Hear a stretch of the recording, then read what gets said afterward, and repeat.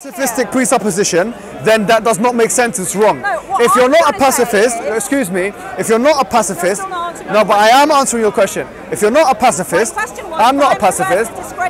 No, I've already given you that. I'll give you in a second, but let me just finish my point. If you're not a pacifist, it's basically clear Islam is not a pacifistic religion. That's not where we're coming from. It's impossible for me to prove that because it's not true. What I'm saying is that Islam is a religion which tells Muslims to fight disbelievers if they fight them, and that's mentioned in chapter 2 verse 190. It's mentioned in chapter 4 verse 90. It's mentioned in chapter 5 verse 32 and chapter 60 verse 8. Now hold on. And I've quoted those verses in the Arabic and translated them to you into the English. However, as it's mentioned in chapter 4 verse 89 and 91, as it's mentioned in chapter 9 verse 5, as it's mentioned in other parts of the Quran, if they don't do that, then you're allowed to fight them, but that's a defensive stance. Now that is not controversial considering the global situation. What we're saying is, for example, if a country invades another country, that the country which is being invaded is allowed to defend itself. Why is that a humanitarian? Even the UN approves of that. There's no one that disagrees with that. Why do you see that why is that controversial? Why is that controversial? I'll tell you why it's controversial, because so what you've done here is you've tried to link those verses which talk about fighting specifically to those situations that are happening in London, like yesterday and Manchester, or whatever. I'm saying, no, I'm not. I'm being honest about everything. I don't lie about the Prophet. No, sorry, excuse me. Don't say I'm not being honest. The Prophet told us, "Man kadhaba alayya muta'ammidan falyatabawwa maq'adahu min an-nar."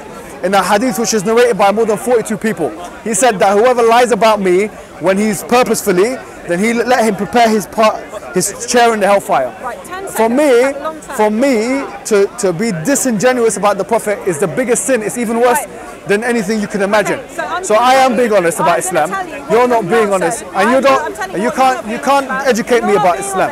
About the fact that the reason for fighting is because of disbelief. Okay, Surah 8, Ayah 39, and fight them until there's no more fitna. That means disbelief. And the religion will all be. So what war was that? What was the name of the war? What's the name of the war? What's the name of the war? What's the name of the war? What's the name of the war? But what's the name of the war? What's the name of the war? What's the name of the war? And the name of the war is irrelevant. It's irrelevant. So you don't know. So you don't know the context. You don't care. You don't care. No. I'm not saying that. I'm saying that this is a contextual verse. It says this to Muslims today. Oh, Prophet Muhammad, strive hard against the disbelief. Yes. Again, it's disbelief. It's not. وَالْمُنَافِقِينَ وَاغْلُظْ عَلَيْهِمْ. Chapter 66, verse 8, I think, or something. Is it verse 8? 7, Ayah 1. No. That's 66, what you've just mentioned. Surah Tahrim. That's their crime. They don't believe in No. It doesn't say kill them. It doesn't say kill them. No, it says that in verse 4. Now you've skipped 3 verses. Yeah. So now you've skipped 3 verses. But what it says, it says in verse 4. See, that's the thing. You don't want to listen. Yeah, okay. وَإِذَا لَقِيتُمُ الَّذِينَ كَفَرُوا. Okay, I'm clarifying it. No, but you've skipped from 1 to 4. Bukhari says. Bukhari, yeah? Yeah, Muhammad says in Bukhari, according to Bukhari, he says, Allah has commanded me to fight until there's no religion. Let me tell you that then. Okay, it's not Bukhari, it's Muslim. It's Sahih Muslim. Let me explain it to you. Who was the narrator? It's narrated by Ibn Umar, where the Prophet Muhammad he said, أمرت أن أقاتل الناس حتى يقولوا أشهد. Calm down. She doesn't want it. It's all about war. It's all about treating. So look, no, hold on. Lizzie. So it's mentioned the hadith. Please.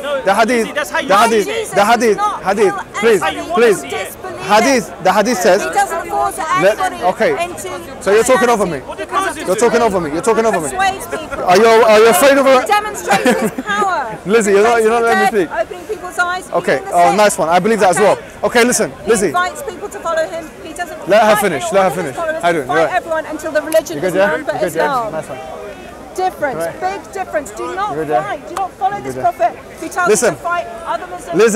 Lizzie. Okay, I'm with you. Okay. In order to bring Lizzie. Nobody can be fought into believing. Okay. Lizzie. That's a lie. Lizzie, in chapter 2 verse 256 it says لا إكراه في الدين. There's no compulsion in religion. قد تبين الرشد من الغي فما يكفر بالطاغوت ويؤمن بالله فقد استمسك بالعروة الوثقى. It says that there's no compulsion in religion. Truth is made clear from falsehood.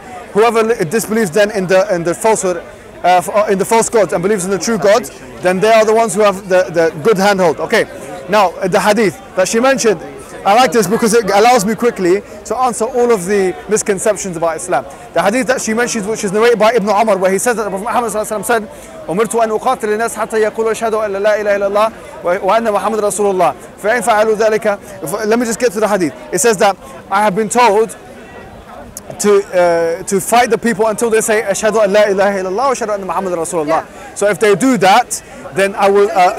No, hold on. Let me calm down. Let me calm down. So if they do that, then they have their wealth protected and their blood protected, etc. And well, yes, exactly. I've narrated in Arabic. No problem.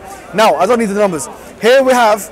What's the hadith talking about? أمرت أن أقاتل الناس. I have been told to fight the people. Now, does that mean, because this is in Arabic, أمرت أن أقاتل الناس, I have been a might to fill the people. It's a generic verse, generic hadith. If it means that, what it means, in other words, if we're taking it literally as it is, then it means you have to fight everyone. If it means you have to fight your family members, you have to. And nas means people, yeah. So it must be. No, hold on. No, that's not. No, please. No. What basically your understanding of it is incorrect. Why? Because the nas here, the people specific. Please calm down. Oh, come on. Calm down. The nas here. If your interpretation, yeah, exactly. If your interpretation is correct, then that means that. No, listen.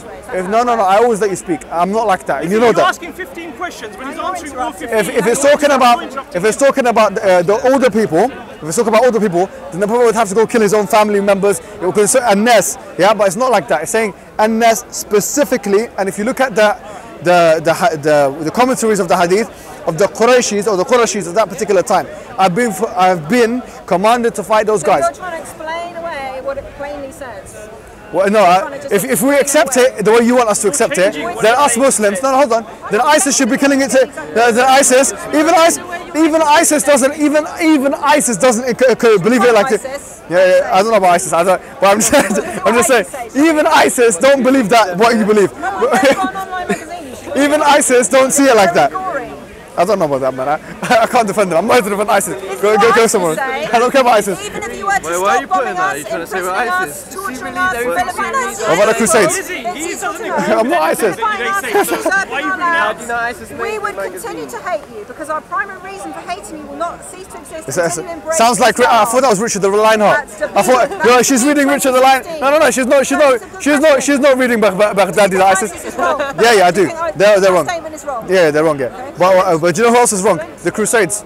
Yeah. I believe that, to be honest with you. But then Jesus doesn't say. Okay, well, that's the same argument. Why are you?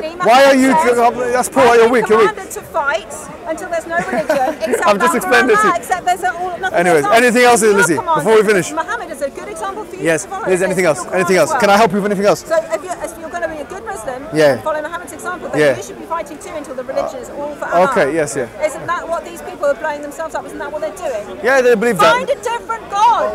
Find a different God. Okay.